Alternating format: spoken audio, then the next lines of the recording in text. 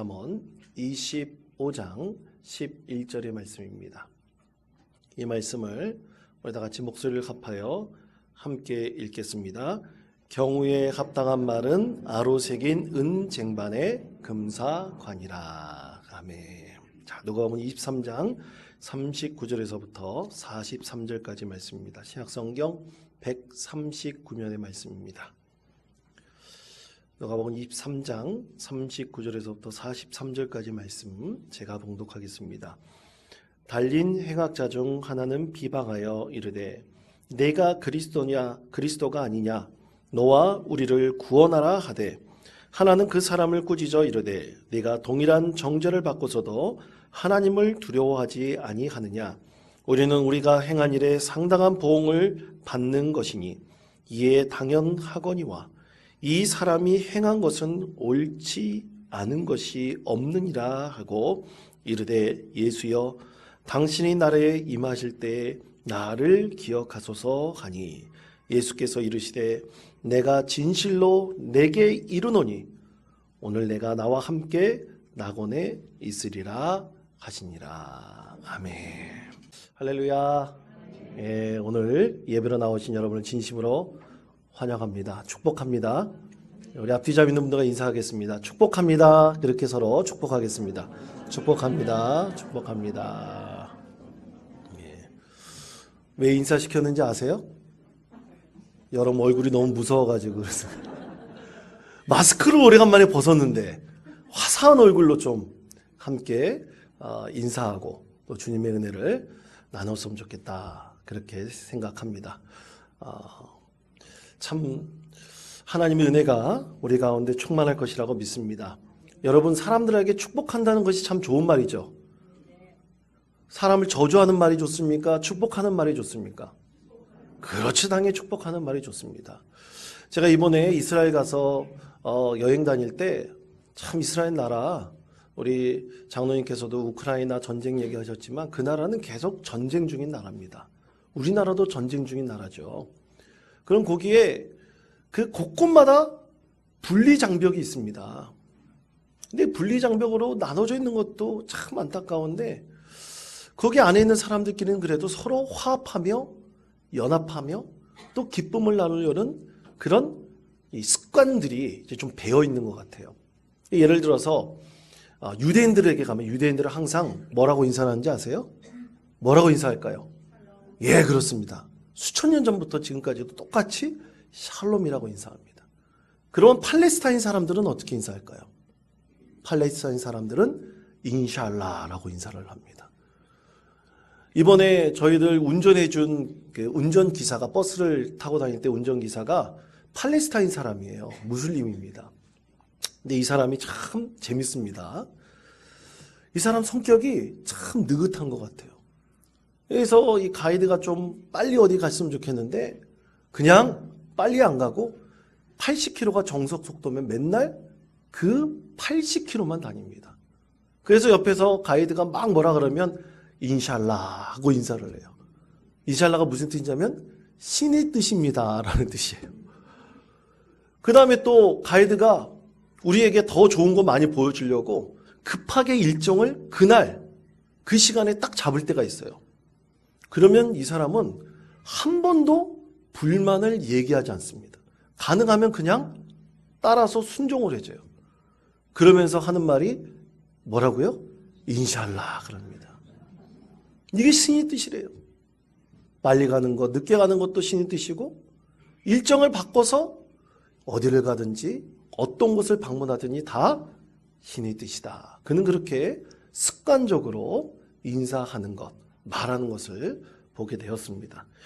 여러분, 자신이 태어난 나라와 문화와 환경에 따라 우리는 언어적인 습관을 갖고 있기 마련입니다. 그래서 여러분, 나쁜 습관을 들이는 것보다는 가능하면 좋은 습관을 들이는 것이 아주 좋은 거죠. 여러분, 예를 들어볼까요? 우리나라 사람들도 언어적 습관이 있어요. 2020년 경인여자대학교에서 한국 사람의 언어적 습관을 한번 연구해서 발표를 했습니다. 4가지 습관이 있다고 합니다. 여러분 한번 마음속으로 상상해 보시기 바랍니다. 우리나라 사람들이 주로 쓰는 말이 몇 단어 있어요.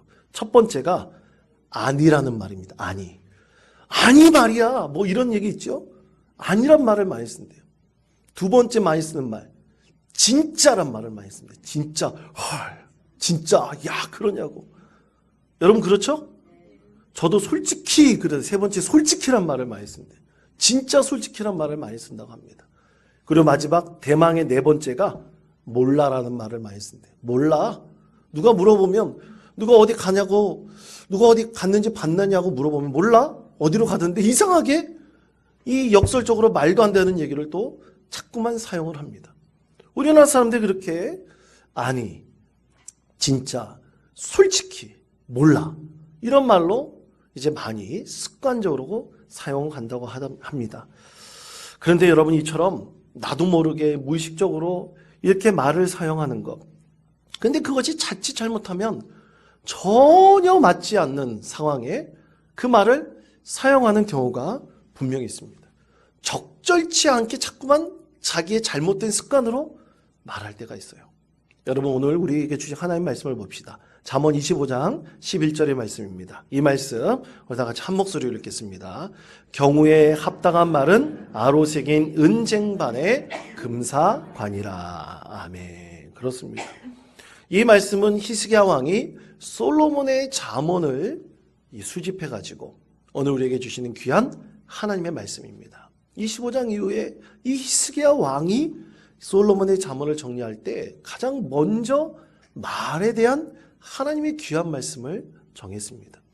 그런데 이 11절의 말씀은 그냥 11절 딱 하나만 두면 좀 이해가 되지 않고 어울리지 않아요. 그 다음에는 12절의 말씀과 함께 읽을 때 너무나 잘 어울립니다. 자, 12절 말씀을 봅시다. 다 같이 읽겠습니다. 슬기로운 자의 책망은 청종하는 귀의 금고리와 정금 장식이니라. 아멘. 그렇습니다.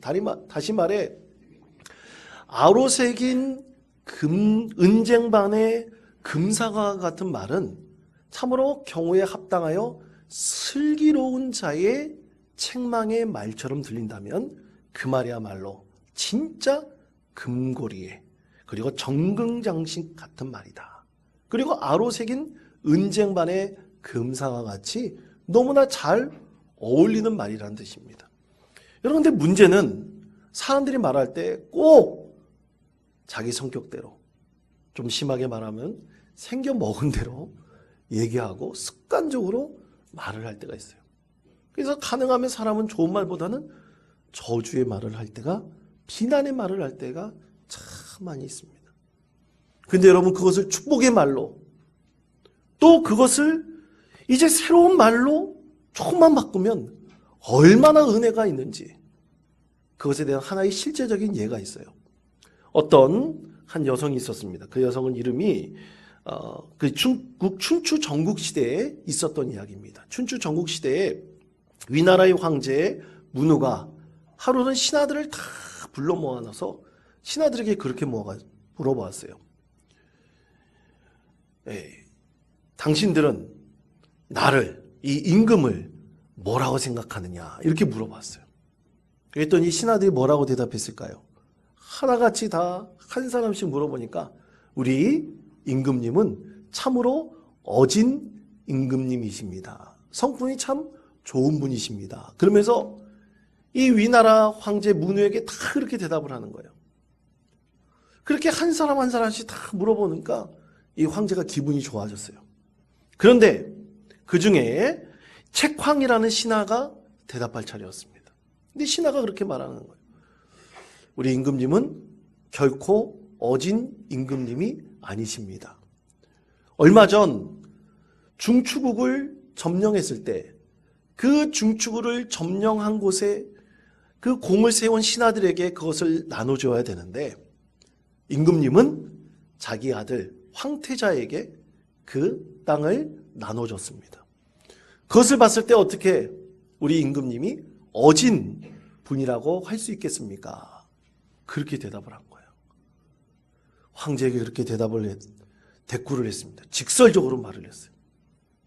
어땠을까요? 황제가 분노했습니다. 노발대발했어요.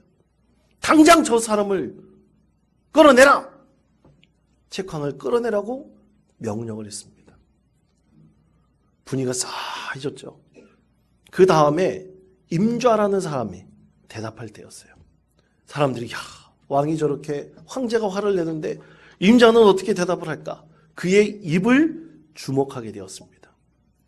그때 임자는 아주 조용하고 차분하게 임금님은 어진 임금님이십니다 라고 대답을 했어요. 황제가 물어봤어요. 그러면 내가 어떻게 어진 임금이라고 생각하는가 물어봤더니 임자는 이렇게 대답했습니다. 어진 임금이라야 그 옆에 직언할 수 있는 사람을 두는 것, 그 사람이 어진 임금이라고 말할 수 있습니다. 책황의 말은 직설적인 직언이었습니다. 그런 직언을 할 수 있다는 것은 임금님이 어질다는 증거입니다. 이렇게 얘기를 했답니다. 그 얘기를 듣고 이 황제 문우는 고개를 끄덕이면서 다시 물리쳐버렸던 그 책황을 다시 데려오라고 명령을 했다고 합니다. 여러분 얼마나 경우에 합당하며 그리고 슬기로운 자의 책망의 말입니까? 이처럼 적절한 말이 사람의 마음에 깊은 깨달음을 줄 수가 있습니다. 평안과 기쁨을 얻게 할 수가 있습니다. 여러분 그것은 하나님 말씀 가운데서도 마찬가지입니다. 우리는 하나님 말씀으로 권면할 때 어떻게 보면 직설적으로 하나님 말씀을 전하면서 이래야 합니다. 저래야 합니다. 강조하면서 얘기할 때가 있어요. 그런데 그렇게 되면 자칫 잘못하면 하나님 말씀이 은혜의 말씀이 되는 것이 아니라 독이 되는, 우리에게 상처가 주는 말씀이 될 수가 있습니다. 여러분 어떻게 하나님의 말씀이 우리가 은혜의 말씀, 기쁨의 말씀으로 받지 않고 나에게 독이 되고 상처가 되는 하나님의 말씀으로 받을 수 있겠습니까? 그러므로 우리는 하나님의 말씀으로 권면할 때에도 하나님의 말씀을 전할 때에도 늘 하나님께 지혜를 구해야 됩니다. 경우에 합당하고 슬기로운 자의 책망의 말씀이 될 수 있도록 하나님께 구해야 합니다. 자, 우리 예수님께서는 바로 이렇게 경우에 합당하고 참으로 슬기로운 자의 책망의 말을 오늘 많은 사람들에게, 특히 오늘 말씀 가운데 예수님 양옆에 달려있는 한 강도에게 말씀을 하셨습니다. 자, 오늘 우리에게 주신 하나님의 말씀 누가복음 23장 39절에서부터 40절까지 말씀을 오늘 목소리를 합하여 함께 읽겠습니다. 달린 행악자 중 하나는 비방하여 이르되 우리를 구원하라 하되 하나는 그 사람을 꾸짖어 이르되 내가 동일한 정죄를 받고서도 하나님을 두려워하지 아니하느냐. 아멘. 자, 예수님과 함께 십자가형에 처해 있는 그중 강도 한 명을 예수님이 비난하였습니다. 이 두 사람을 가리켜 오늘 성경은 행악자라고 말하고 있어요. 근데 그 중에 행악자 한 명이 예수님을 비방했습니다. 이 비방하다라는 단어 헬라어로 블라스페메오라는 단어인데 이것은 여러분 그냥 비난하다는 말이 아니에요. 헐뜯는다는 말입니다. 경멸한다는 말이에요. 굉장히 악센트가 강한 말입니다. 그러니까 누구를 욕할 때, 비난할 때 강조하고 강조해서 아주 무시하고 경멸하듯이 하는 블라스페메오라는 그런 단어이죠. 자, 여러분 상황을 보세요. 예수님과 똑같이 이 두 행악자도 십자가에 달려 있어요. 죽을 운명에 처해 있는 사람입니다. 벗어날 수 있는 길이 없어요. 그런데 한 사람은 참으로 어리석게도 예수님을 비방했습니다. 예수님을 비난했어요. 모독하는 말로 헐뜯었습니다. 여러분 마지막까지 이래야 될까요? 얼마나 어처구니 없는 말입니까?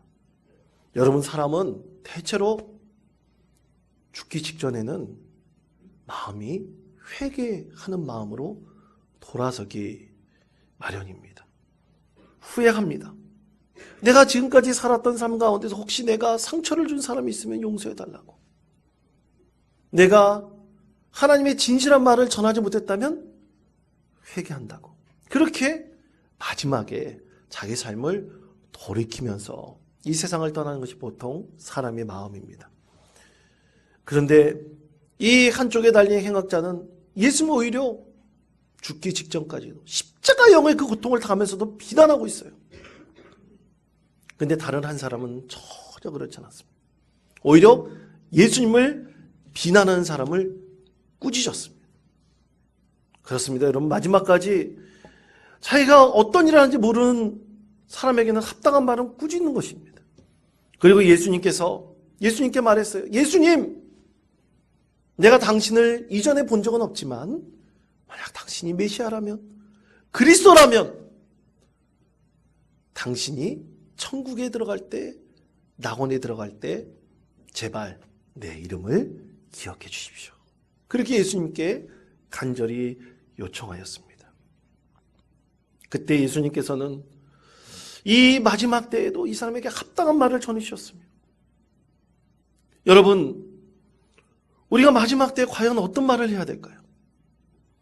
아니, 우리가 참으로 힘들고 어려운 상황 가운데서 우리는 어떤 말로 많은 사람들에게 상처를 주지 않고 은혜의 말을 전할 수 있을까요? 오늘 예수님께서는 두 사람 중 딱 한 사람에게, 우리 예수님께 천국에 갔을 때 내 이름을 기억해달라고 하는 한 행악자에게 예수님께서는 이렇게 은혜의 말씀, 너무나 경우에 합당한 지혜로운 말씀을 선포하셨습니다. 자, 누가복음 23장 42절에서부터 43절까지 말씀입니다. 이 말씀을 우리 목소리를 합하여 함께 읽겠습니다. 이르되 예수여, 당신의 나라에 임하실 때에 나를 기억하소서 하니 예수께서 이르시되 내가 진실로 내게 이르노니 오늘 내가 나와 함께 낙원에 있으리라 하시니라. 아멘. 낙원에 있을 것이다 선포하셨습니다. 얼마나 귀하고 복된 경우에 합당한 말입니까? 그렇다면 왜 예수님께서는 죽음의 목전에 둔 이 사람에게 이런 말씀을 전했을까요? 더도 말고 덜도 말고 따지지도 않고 왜 예수님께서는 이 말을 이 행악자에게 전하셨을까요? 첫 번째는 두려움을 용기로 바꾸는 은혜의 말씀을 그에게 전해 주셨던 것입니다. 여러분, 그렇습니다. 오직 예수님께 요청한 한 사람에게, 지금 죽음 가운데 두려워가 있는 이 사람에게 용기를 북돋워 주시기 위해서 예수님 자체도 숨을 헐떡이고 죽을 것 같은 그런 상황 가운데서도 이 사람에게 위로의 말을, 용기를 북돋우는 말을 전하여 주셨습니다. 여러분, 이 세상에 참 큰 죄 지은 사람 많이 있습니다. 너무나 행악한 사람 많이 있습니다. 참 마땅히 저 벌을 받아도 마땅하다고 여길 만한 사람 분명히 있습니다.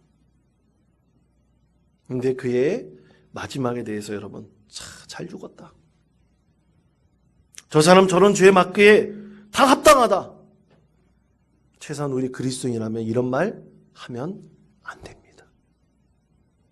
우리 예수님처럼 그의 영혼을 위로하고 그의 영혼에게 이 죽음의 두려움을 이겨나갈 수 있도록 용기를 주는 합당한 말을 전할 수 있어야 됩니다. 혹시 너무나 힘들어하는 사람, 이 세상 죄가 많이 지어가지고 어찌할 바를 모르는 사람에게도 우리는 그의 두려움을 용기로 새 소망으로 바꿀 수 있는 은혜의 말을 전할 수 있어야 됩니다. 여러분, 잠언 15장 23절 24절은 이렇게 말씀합니다.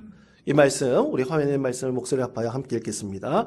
사람은 그 입의 대답으로 말미암아 기쁨을 얻나니 얼마나 아름다운고, 지혜로운 자는 위로 향한 생명길로 말미암음으로 그 아래에 있는 수호를 떠나게 되느니라. 아멘.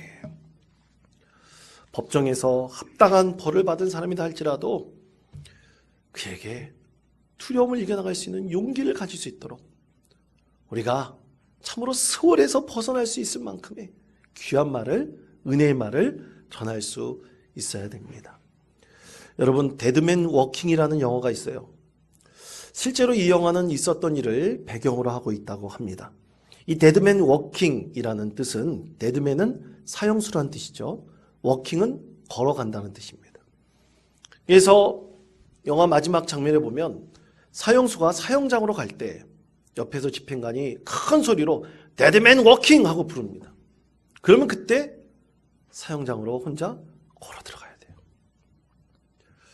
이 영화 가운데서 한 수녀가 이 사람과 끝까지 함께 갑니다. 사형장 같이 걸어갈 수 있는 데까지 수녀가 함께 합니다.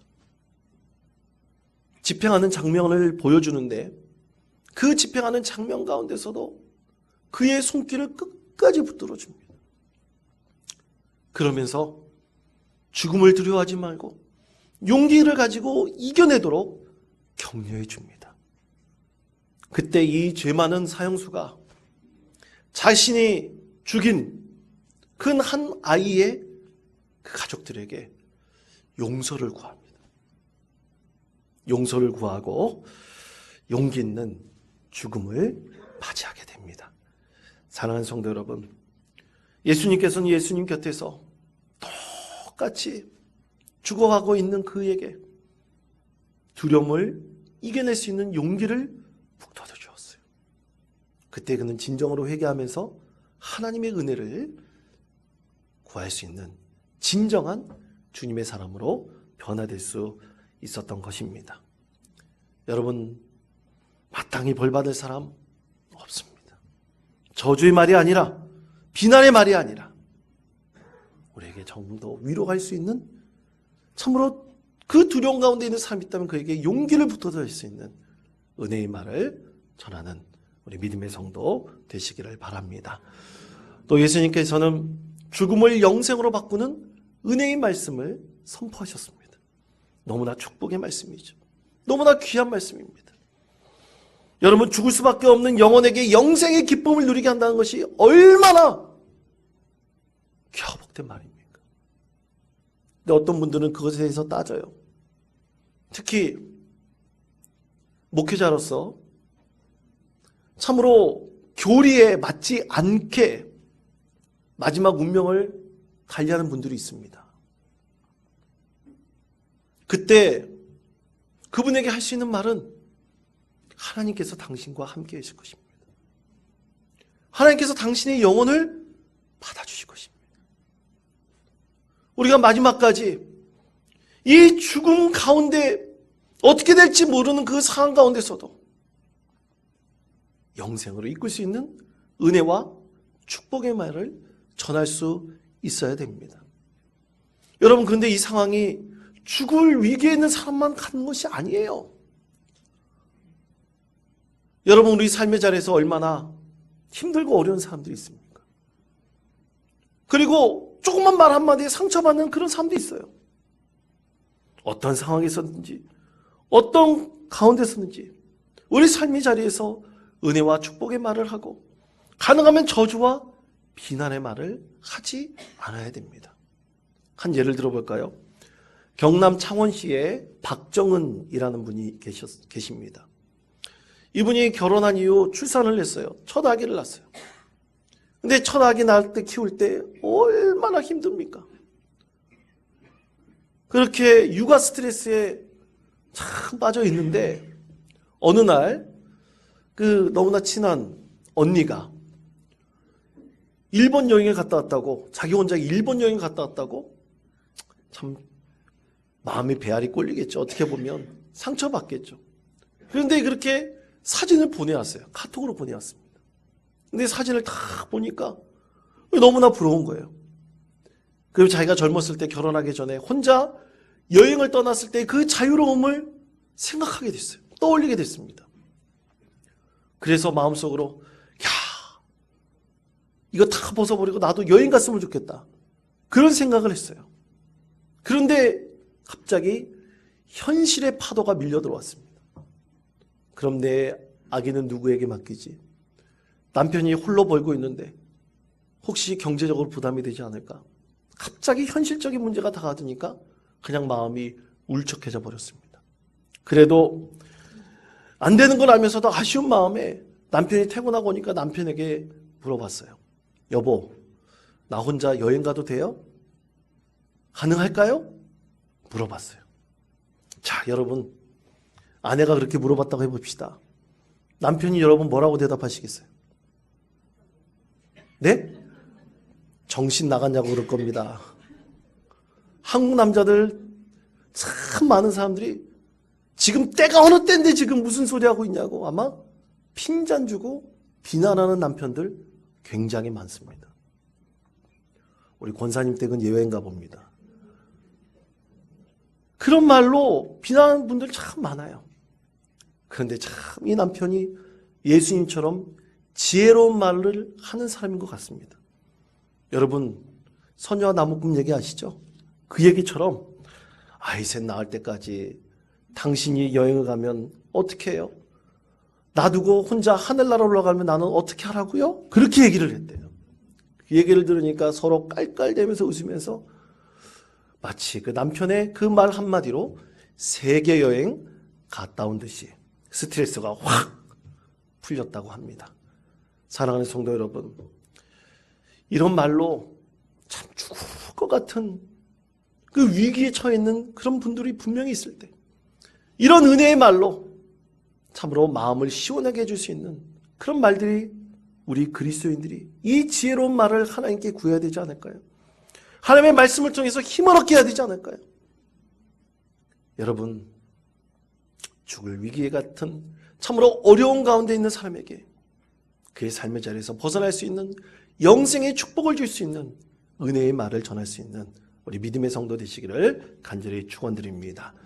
마지막 세 번째로 우리 예수님께서는 예수님과 동행함으로 그에게 참다운 생명을 주는 은혜의 말씀을 전해 주었습니다.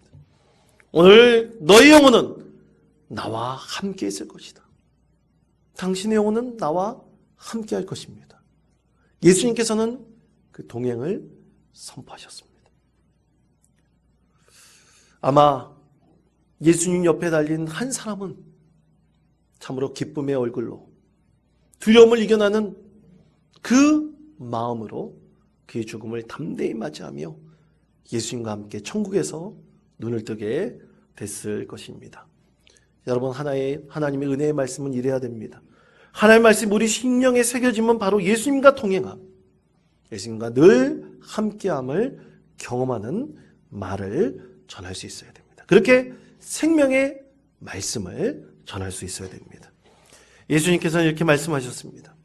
지금까지의 죄는 중요하지 않고 이후에 영생을 누리며 예수님과 함께 동행함으로 깨닫게 되는 아주 시기적절한 말씀으로 이 행악자에게 예수님께서 구원의 은혜를 전해 주셨습니다. 여러분, 우리 그리스도인들은 항상 말이 끝이 이래야 됩니다. 우리가 좋은 일을 행할 때, 또 그리고 위로의 말을 전할 때 우리는 늘 예수님께서 그렇게 말하라고 하셨습니다.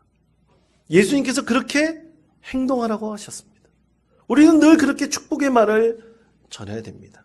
그때 하나님께서는 참으로 이 말을 통해 아우로새긴 은쟁반의 금사과 같은 말로 우리의 삶을 새롭게 해주시고 변화시켜 주시는 은혜를 우리 가운데 더하여 주실 것입니다. 여러분, 베스데이라는 사람이 세 가지 황금문이라는 시로 많은 사람들에게 감동을 주었습니다. 이 시에는 세 개의 좁은 황금문을 지난 뒤에 말하라고 권면하고 있습니다. 이 세 가지는 이렇습니다. 그것은 사실인가? 그것은 필요한 이야기인가? 그것은 친절한 말인가? 이 세 가지를 항상 황금문으로 삼아서 그것을 잘 생각해 보며 늘 말을 조심하라고 권면하였습니다. 여러분, 그것은 사실입니까? 그것은 필요한 이야기입니까? 그것은 친절한 말입니까? 그것을 우리 심령 가운데 새기며 경우에 합당한 말이 아로 생긴 은쟁만의 금사과처럼 만들고 또 이렇게 지혜로운 자의 책망이 많은 사람들에게 금고리와 같은, 정금을 다는 금고리와 같은 은혜의 말을 전할 수 있는 우리 믿음의 성도 되시기를 바랍니다. 그래서 예수님처럼 우리에게 창호 두려움을 용기로 바꾸고 또 죽음과 같은 위기를 영생으로 변화시키며 예수님과 동행함을 경험할 수 있는 은혜의 말을 많은 이에게 전할 수 있는 참으로 복된 원통장로교회 성도 되시기를 간절히 축복합니다.